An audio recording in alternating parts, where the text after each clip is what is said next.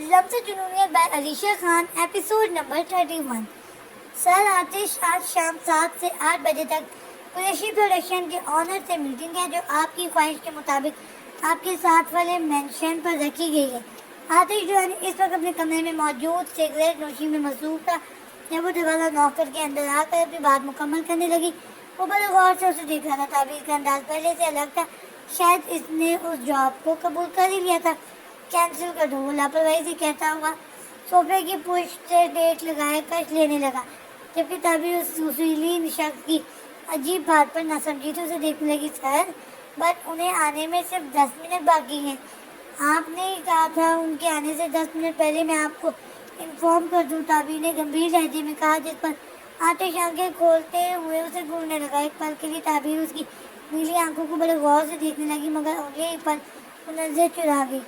तुमसे जितना कहा है उतना करो, मेरा किसी से भी किसी भी वेटिंग करने का कोई मूड नहीं है, वो सर्द लहजे में कहता हुआ वापस आंखें बंद कर गया, जबकि ताबीर ने उस बदमिजाज शख्स को मजीद कुछ कहना मुनासिब नहीं समझा और वो हाथ में लिए टैबलेट पर आज की मीटिंग कैंसिल करने लगी।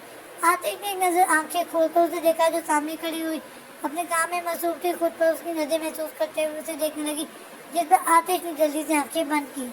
डन सर, ताबीर ने मुख्तसर सा कहा और वापस जाने लगी। रुको, उसका लहजा अब भी सख्त था, जिस पर ताबीर मुड़कर उसे देखने लगी।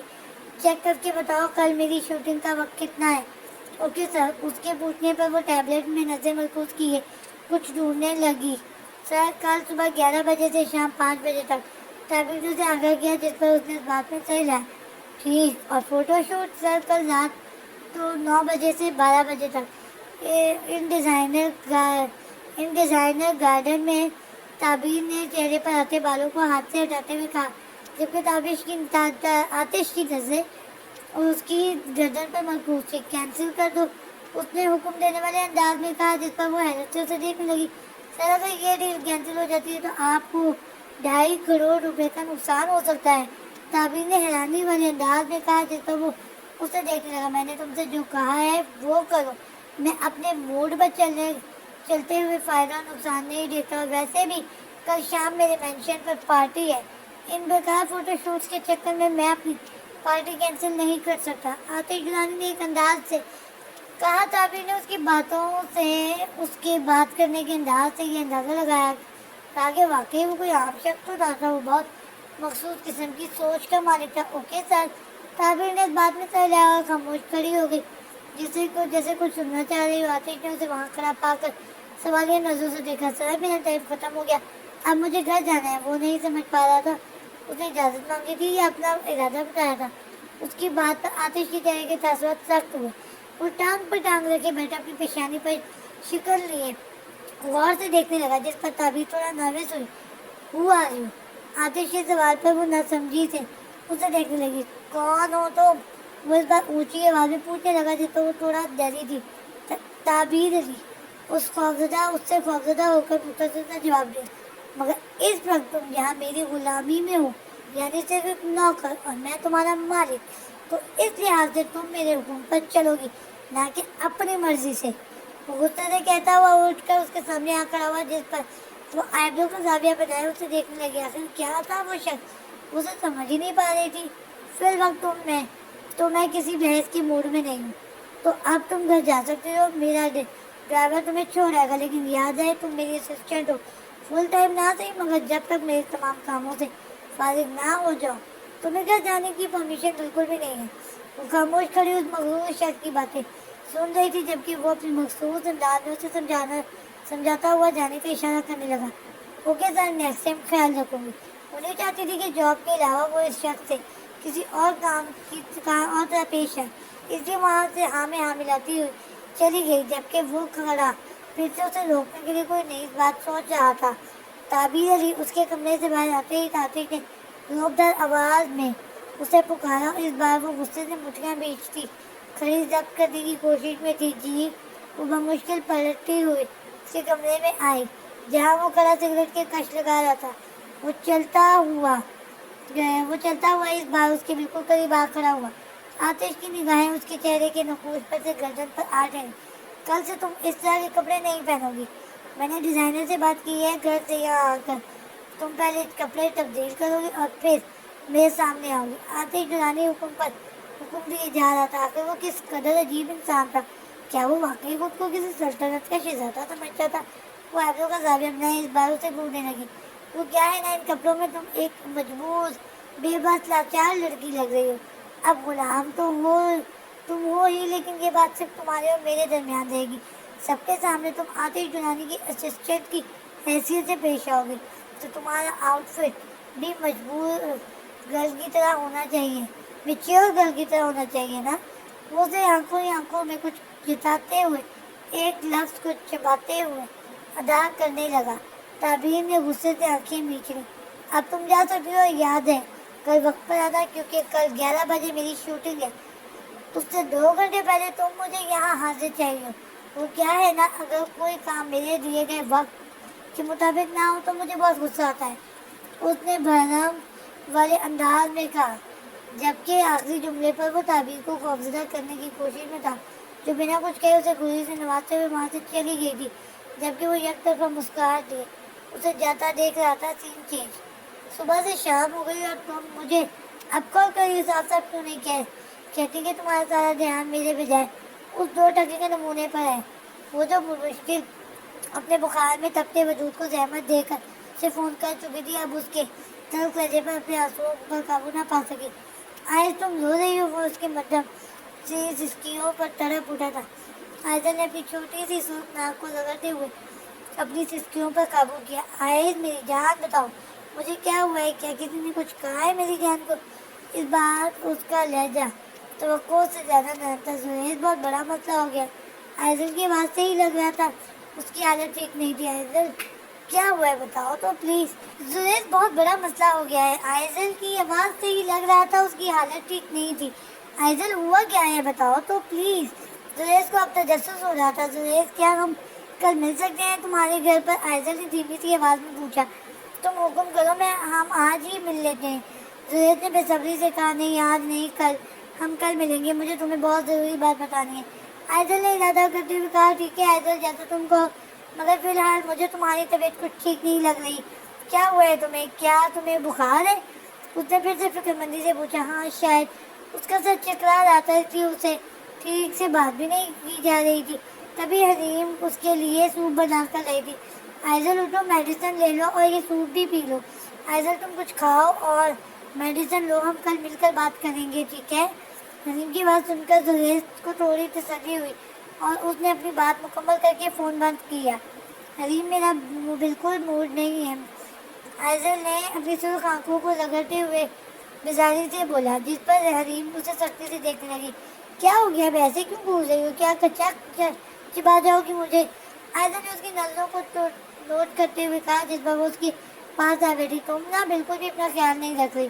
دیکھو آئزل، جو ہونا تھا وہ ہو گیا ہے، اب آگے کا سوچنا۔ اگر تم اپنی طبیعت پر غور نہیں کرو گی تو آگے سب کچھ ہینڈل کر پاؤ گے۔ ویسے بھی اب تم سریش بھائی بھی ساتھ ہے نا تمہارے۔ حلیم نے نرمی سے اسے سمجھایا، جس پر آئزل خاموش ہو گئی۔ چلو شاباش، ابھی جلدی سے ختم کرو، پھر میڈیسن بھی لو، تمہیں لینی ہے۔ حلیم نے بڑی مشکل سے بہلا پھسلا کر اسے سوپ پلایا اور دوائی کھلا کر سلا دیا، اور وہیں اس کے سرانے بیٹھ گئی۔ کچھ ہی دیر میں آئزل سو چکی تھی اور اس کے بخار کی شدت میں بھی کمی آ چکی تھی۔ سین چینج۔ وہ صبح سے اٹھ کر گھر کے کاموں میں مصروف ہو چکی تھی۔ پہلے اس نے سب کے لیے ناشتہ بنایا، پھر گھر کے دیگر دوسرے کام کیے، اور اب وہ فریش ہو کر اپنے گیلے بالوں کو سکھانے میں مصروف تھی، جب اس کی نظر سامنے لگی گھڑی پر گئی، جہاں 11 سے اوپر کا وقت ہو چکا تھا۔ تعبیر کو اپنی لاپرواہی پر شدید افسوس ہو رہا تھا۔ وہ آخر کس طرح اپنی جاب کو بھول سکتی تھی؟ اسے وہاں 11 بجے سے 2 گھنٹے پہلے ہونا تھا۔ اوف تعبیر، کسی دن وہ وسیلہ خروشیات تمہیں دس کر کے تمہاری جان ہی نہ لے، وہ منہ میں بڑبڑاتی ہوئی جلدی سے ایک نیا سوٹ نکال کے پہننے لگی اور اپنے بالوں کو مکمل سکھا کر اسے جلدی سے جاب پر جانے کی تیاری کی۔ اپنے بابا کو خدا حافظ کہہ کر وہ جلدی جلدی گھر سے نکلی تو سامنے ایک بڑی سی عالیشان گاڑی کو کھڑا پایا۔ اسے شک ہوا تھا شاید یہ آتش دورانی نے بھیجی ہو، مگر اپنا وہم سمجھ کر اس نے قدم آگے بڑھا دیا۔ تبھی گاڑی کا ڈرائیور نکل کر اس کی جانب آیا اور اپنا موبائل اس کی جانب بڑھانے لگا، جسے وہ ناسمجھی سے دیکھنے لگی۔ کال پر آتش دورانی ہے، اب اب اسے سمجھ آ گیا تھا، اس کا اندازہ بالکل ٹھیک تھا. اس نے موبائل لے کر کان پہ لگایا، تبھی کسی کی زوردار آواز کسی سے ہاتھوں سے ٹکرائی. ابھی اور اسی وقت گاڑی میں بیٹھ کے مینشن پہنچو فاسٹ. اسے اپنا حکم سناتا ہوا اسے بولنے کا موقع دیے بنا فون بند کر کے، جبکہ آتش سمجھ چکا تھا. وہ غصے میں تھی.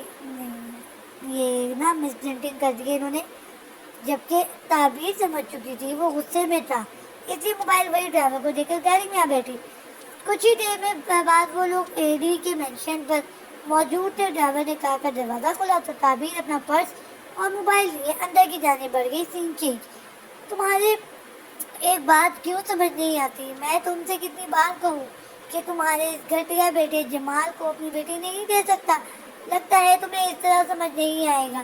مجھے کورٹ کا سہارا لینا ہی پڑے گا. افتخار صاحب اس کی گھٹیا بے مقصد باتوں پر جھنجھلا اٹھے، جس پر دوسری جانب سے صرف کہتا سنائی دیا جو انہوں نے مزید تجسس میں مبتلا کر گیا.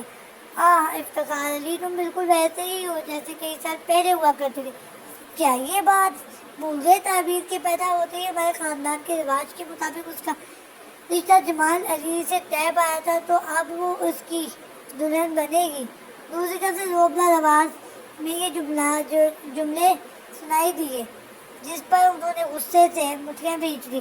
تمہیں جو سمجھنا ہے سمجھو، مگر ایک بات یاد رکھ، کم از کم جب تک میں زندہ ہوں میں اپنی بیٹی کی زندگی برباد نہیں ہونے دوں گا. وہ اسے ارادہ بتاتے ہوئے دل میں عہد کرنے لگے. یہ تو ایک سنگین مسئلہ ہے. چلو کوئی نہ، اس کا بھی حل ڈھونڈ نکال ہی لیں گے. ہم اگر سمدھی کے کام آتا ہے. معنی سے کہتے ہوئے وہ فون بند کر گیا، جبکہ افتخار صاحب ایک بار پھر پریشانی کی زد میں آ چکے تھے. سین چینج. جب وہ مینشن کے اندر آئی تو سامنے کچھ ملازم سر جھکائے کھڑے تھے، جیسے شاید کچھ ہوا ہو. تعبیر نے نہ سمجھی سے ملازموں کو دیکھا تھا، جن کے چہروں پر خوف نمایا تھا. ابھی وہ یہی زرخری صورتحال کو بھانپنے کی کوشش میں تھی کہ جب آتی جوانی کے کمرے سے توڑ پھوڑ کی آوازیں آنے لگی. وہ یکدم چونکی. سب کے سب نوکر تھر تھر کانپ رہے تھے. تعبیر کی نظر اس کے کمرے کے بند دروازے پر گئی، جو دھڑام کی آواز سے کھلا. ملازم بڑی بے دردی سے اس کی باہر گرا، جس کے ہاتھ جڑے ہوئے تھے. قمیض جگہ جگہ سے پھٹی ہوئی تھی. حالت ناقابل یقین تھی. صاحب جی، مجھے معاف کر دیں، خدا کا واسطہ مجھے بخش دیں. وہ مسلسل گڑ گڑاتے ہوئے بے بسی سے زمین پر پڑا.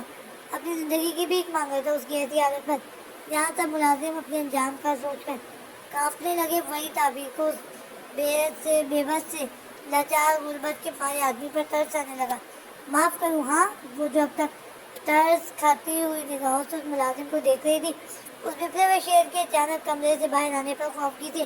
اس سر پھر انسان کو دیکھنے لگی، جو اس وقت صرف ٹی شرٹ اور ٹراؤزر میں مربوط تھا، جس سے اس کی ورزشی جسامت صاف واضح دکھائی دے رہی تھی.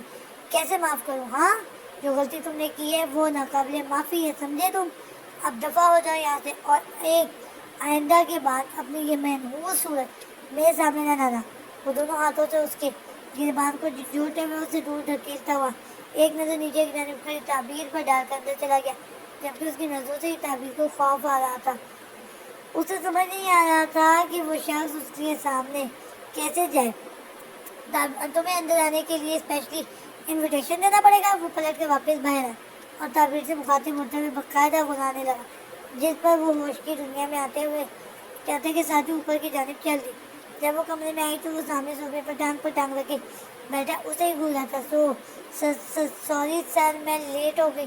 تعبیر نے مختصر سے الفاظ کہے اور نظر جھکا گئی، جبکہ آتے جناب مسلسل اسی کا جائزہ لے رہا تھا. لائٹ پنک کلر کی شلوار قمیض، سر پر دوپٹہ، ہینڈ بیگ لیے وہ آج بھی بہت سادہ سی لگ رہی تھی، جبکہ بال دوپٹے کے اندر آزاد تھے. لیٹ؟ اسے تم لیٹ کہتی ہو؟ وہ بغور اسے گھورتے ہوئے گمبھیر لہجے میں مخاطب ہوا، جس پر تعبیر اسے دیکھنے لگی. تم جانتی بھی تھی کہ آج 11 بجے میری شوٹنگ ہے اور تم اب آ رہی ہو، جبکہ میں نے تمہیں اس سے بھی 2 گھنٹے پہلے کا وقت دیا تھا.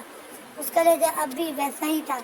سوری سر، میں مصروف تھی تو وقت کا پتہ ہی نہیں چلا. تعبیر اس کی نظروں سے گھبراتے ہوئے بار بار اپنا دوپٹہ صحیح کر رہی تھی. آتش نے اسے آنکھیں چھوٹی کرتے ہوئے دیکھا. مصروف؟ تعبیر علی، اب تک تو تمہیں اچھے سے سمجھ لینا چاہیے کہ تمہاری ساری مصروفیات صرف میرے کاموں کی وجہ سے ہونی چاہیے. وہ زومان الفاظ کے تو اسے حیرت سے دیکھنے پر مجبور کر گیا. میں کچھ سمجھی نہیں، تبھی نہ سمجھی تو اسے دیکھنے لگی، جس میں وہ ایک اسٹائل سے کھڑا ہو کر اس کی جانب آیا، بمشکل بالکل سامنے آ کر رکا۔ مطلب صاف ہے، میں چاہتا ہوں آج سے تم صرف میرے کام میں مصروف رہو، میں چاہتا ہوں تم صرف میرے بارے میں سوچو۔ آتش کے لہجے میں خماری لائے اپنی نظریں اس کے نازک سی گردن پر مرکوز کرتے ہوئے، جبکہ تعبیر کو اس کے یہ زبانی سے کہے گئے لفظوں کا مطلب بالکل سمجھ آیا تھا، جس پر وہ آئیبرو کا زاویہ بنایا اسے دیکھنے لگی۔ میرا مطلب میرے کام کے بارے میں سوچو۔ اپنی بات درست کرتا ہوا وہ اپنے جذبات پر قابو پاتے ہوئے دوسری جانب رخ کر گیا۔ تعبیر کو وہ شخص بالکل سمجھ نہیں آتا تھا آخر کس قدر عجیب شخصیت کا مالک تھا۔ وہ کبھی کچھ تو کچھ ہوتا تھا تو کبھی کچھ۔ سر نیکسٹ ٹائم ایسا نہیں ہوگا، تعبیر نے دھیمے لہجے میں تلافی کرنا چاہیے۔ نیکسٹ ٹائم ایسا میں ہونے ہی بھی نہیں دوں گا۔ آتش نے ایک نظر آئیبرو چکایا اس کی جانب دیکھا، جس پر وہ اسے دیکھنے لگی۔ کل سے تم میرے اٹھنے سے پہلے میرے مینشن پر موجود ہوگی۔ میرے اٹھنے سے پہلے میرا پہننے والا اگلا ڈریس، میرا بریک فاسٹ، میری شوٹ وغیرہ کی جھنجھٹ تم خود سنبھالو گی۔ وہ حیرانگی سے سامنے کھڑے وجود کو دیکھے جا رہی تھی، جو شوروں کی طرح اس پر حکم صادر کیا جا رہا تھا۔ تعبیر کو وہ اس وقت زہر لگا تھا۔ کل سے تم روز خود مجھے میرے روم میں اٹھانے آیا کرو گی، ورنہ اپنی شوٹ مس یا لیٹ ہونے کا سارا حساب میں تم سے لوں گا۔ ایک اور بات، اس نے اسے لہجے میں سے سختی لائے سامنے کھڑی لڑکی کو ڈرایا، اور یاد ہے کل اگر تم وقت پر نہ آئی تو میں تمہیں یہاں پرماننٹ رکھ لوں گا، اور پھر ایسا نہ ہو اس دن کے بعد سے تم مجھے نہیں بلکہ میں خود تمہیں اٹھانے آؤں۔ وہ مانے فضی سے کہتا ہوا یک دفعہ مسکرا کر اس کی آنکھوں میں جھانکنے لگا، جو خاموش کھڑی سخت تاثرات یہ اسے بھول رہی تھی۔ اب سارا وقت یہیں کھڑے رہ کر گزار دینا ہے یا جا کے کھینچ کر اپنا حلیہ دیکھو؟ درست کرو، آدھا گھنٹہ ہے تمہارے پاس، ناؤ گو۔ وہ حکمی انداز میں کہتا ہوا خود وارڈروب کی جانب چل دیا، جبکہ وہ خاموشی سے اپنا دوپٹہ ٹھیک کرتی ہوئی نیچے کی جانب چل دی۔ سین چینج۔ حلیم جی مجھے نہیں پتا، مجھے آپ سے آج ہی ملنا ہے، دل کر رہا ہے پلیز مان جائیں۔ وہ معصومیت بھرا میسیج لکھتا ہوا دل پر ہاتھ رکھ کے اسے یاد کرنے لگا، جبکہ دوسری جانب اس کا میسیج پڑھ کر وہ بکلا گئی۔ کیا ہو گیا ہے شاہبیز؟ میں یونیورسٹی میں ہوں، یہاں سے نہیں آ سکتی۔ وہ اس وقت ڈانسنگ کلاسز میں بزی تھی، مگر ساتھ ہی شاہبیز سے میسیج پر بات بھی کر رہی تھی، جبکہ اس کا میسیج پڑھ کے شاہبیز کے چہرے کا زاویہ بگڑا۔ مگر مجھے آج ہی ملنا تھا اس کے پاس۔ ایک اور بار شاہبیز کا میسیج ریسیو ہوا، جس میں میسیج کے آگے سیڈ ایموجی بھی تھے، جسے دیکھ کر بے ساختہ حلیم کے چہرے پر مسکراہٹ بکھرنے لگی۔ اچھا، اور وہ کیسے؟ اس نے اپنا میسیج سینڈ کیا، پھر کافی دیر تک رپلائی نہ آنے کے بعد وہ اپنی باقی کلاسز میں مصروف ہو گئی۔ اب بھی اس کے 2 لیکچر باقی تھے جب شاہبیز کی کال آنے لگی۔ اس نے بڑی مشکل سے کال ریسیو کی، کیونکہ وہ اس وقت لیکچر میں بزی تھی اور سب سے پیچھے بیٹھنے کے بعد اسے کال ریسیو کرنے کا موقع مل گیا تھا۔ کو شاہبیز کیا ہوا؟ اس نے اسے روشن نما انداز میں کہا، جی لیکچرز ختم ہوتے ہی باہر آ جائیں، میں آپ کا ویٹ کر رہا ہوں، شاہبیز نے سادہ سے لہجے میں کہا، جس پر وہ حیران ہوئی۔ کیا باہر؟ مگر ابھی؟ میرا مطلب ابھی آگے وہ کچھ کہتی تھے، بول گیا کہ نظر حلیم پر گئی، شک تو اسے پہلے ہی تھا، مگر اب اسے کنفرم ہونے لگا تھا کہ حلیم اور شاہبیز کے درمیان کچھ تھا۔ وہ سیٹ سے اٹھی۔ سر کیا آپ حلیم کو آگے والی سیٹ پر بٹھا دیں گے؟ یہ کب سے موبائل پر لگی پڑھ رہی ہے، اس کی بک بک کے چکر میں مجھے لیکچر سمجھنے میں مشکل ہو رہی ہے۔ وہ ایک ادا سے اپنے بالوں کو پیچھے کرتے ہوئے کہنے لگی، جس پر سب لوگ حلیم کی جانب متوجہ ہوئے، جس نے جلدی سے کان پر سے موبائل ہٹا کر اپنے بیگ میں ڈال دی۔ مس حلیم، آپ لیکچر کے دوران موبائل یوز کر رہی ہیں؟ آپ کو ایسا کرنے کی اجازت کس نے دی ہے؟ پروفیسر کے ساتھ لہجے پر جہاں وہ ڈری تھی وہیں عوضیہ فاتحانہ انداز سے اسے دیکھ رہی تھی۔ سو سوری سر، وہ میری فرینڈ کی طبیعت ٹھیک نہیں تو اس کی کال تھی۔ وہ کھڑے ہوتے ہوئے شرمندہ سے انداز میں کہنے لگی، تو آپ موبائل سائلنٹ کیوں نہیں کر دیتی، یا پھر آپ کلاس سے باہر چلی جائیں تاکہ آپ کی وجہ سے باقی اسٹوڈنٹ ڈسٹرب نہ ہوں۔ پروفیسر اس کی اچھی خاصی انسلٹ کر چکے تھے، جس پر وہ شرمندہ سے انداز میں ایک نظر عوضیہ پر ڈال کر اپنا بیگ لیے باہر چلی گئی۔ اور نہیں تو کیا، نہ خود پڑھتے ہیں اور نہ دوسروں کو پڑھنے دیتے ہیں، ان پڑھ جاہل لوگ۔ وہ اپنے بال ٹھیک کرتے ہوئے ایک اسٹائل سے اپنی سیٹ پر بیٹھ کر بڑبڑاتی ہوئی بولی، اس عوضیہ کی بچی کو آخر مجھ سے مسئلہ کیا ہے؟ جب دیکھو کوئی نہ کوئی الٹی حرکت کر کے ہی دم لیتی ہے، یہ پتہ نہیں کب گزریں گی یہ 4 سالوں، کب جان چھوٹے گی اس عوضیہ नामी बला से मेरी। वो बकायदा तेज अल्फाज में बड़बड़ाती हुई यूनिवर्सिटी से बाहर निकल आई। जहाँ शावेज खड़ा उसी के इंतजार में था। हनीम जी क्या हुआ, इतनी गुस्से में क्यों है आप? शावेज उसके चेहरे के तासुरात देखकर समझ चुका था। यकीन है उसने ऐसे ही कॉल नहीं कर दी थी। हनीम बिना कुछ कहे बाइक पर आ बैठे तो उसने ड्राइव स्टार्ट की। हनीम जी प्लीज कुछ तो बताएं, हुआ क्या है आखिर? काफी देर बाद वो लोग एक रेस्टोरेंट पर रुके थे। शावेज उसे बैठने का इशारा करते हुए खुद सामने वाली कुर्सी पर आ बैठा, जबकि हनीम का मोटा बहुत ज्यादा खराब हो चुका था। होना क्या है आखिर? ये हुआ कि बच्ची हर जगह अपना नंबर बढ़ाने का मौका हाथ से जाने नहीं देती। सबके सामने उसने मेरी इंसल्ट की है। शावेज की तवक्को से कहीं ज्यादा वो गुस्से में थी। जब तो बड़ा अक्सर कहने लगी, जबकि शावेज नजर कि उसकी सुर्ख नाक पर जमाए उसे देखने लगा। तो आखिर उसने ऐसा क्या कर दिया? ऐसा क्यों किया? शावेज के मासूमाना सवाल पर हनीम से घूरने लगी।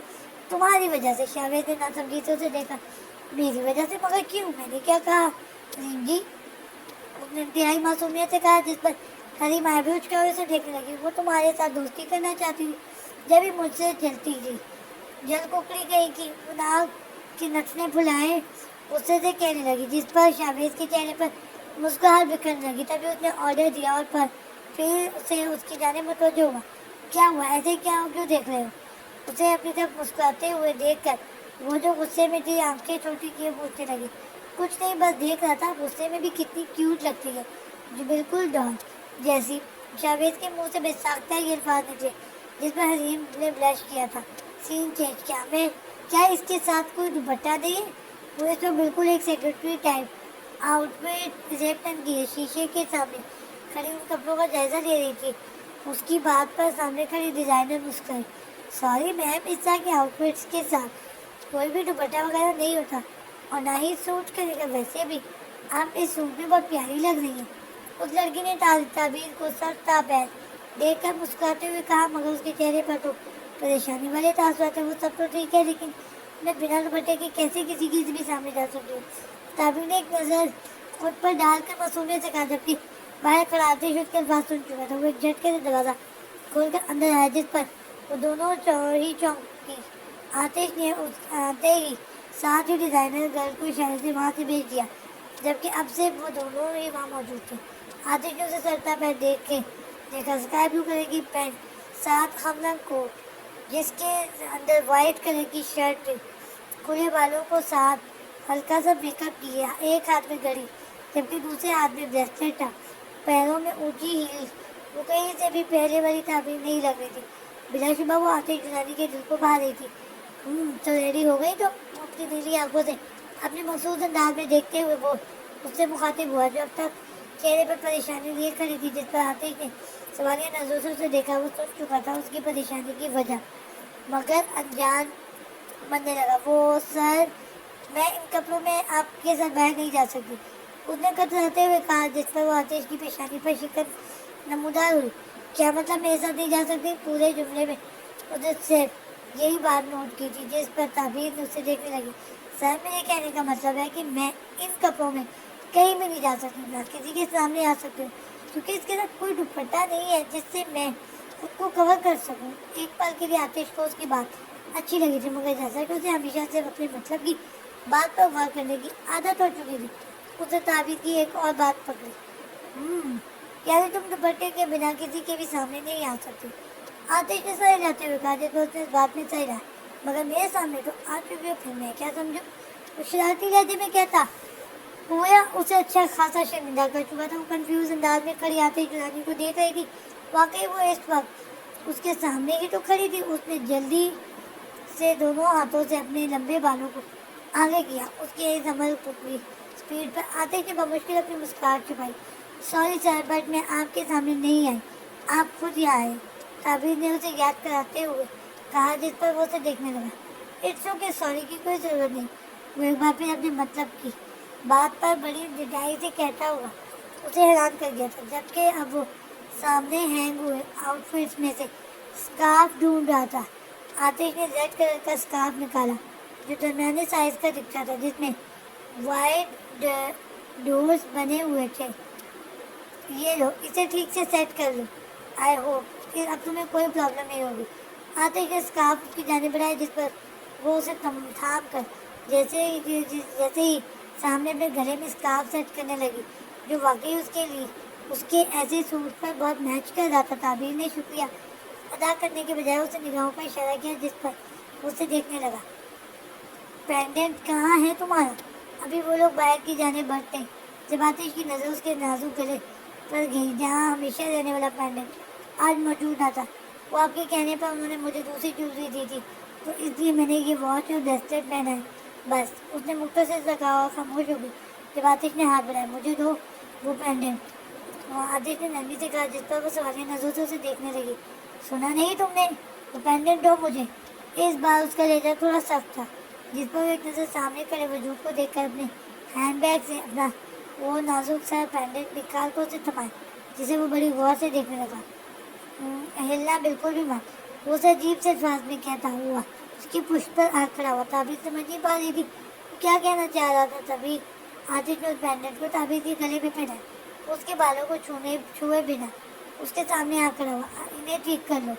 اسے پتا تھا اگر وہ مزید اس کے قریب جاتا تو لیکن اس چھوٹی سی لڑکی کو اس کی یہ حرکت سخت ناگوار گزرتی، اس لیے اس کے بالوں کی جانب اشارہ کرتے ہوئے کہنے لگا۔ اس پر تعبیر نے بالوں کو درست کیا۔ آج کے بعد مجھے یہ پینڈنٹ تمہارے گلے میں موجود چاہیے، اسے تب تک مت اڑانا جب تک میں نہ کہوں۔ وہ زبانی الفاظ میں کہتا ہوا وہاں سے چلا گیا، جبکہ وہ وہیں کھڑی اس کی حرکتوں پر حیران تھی۔ جاری ہے۔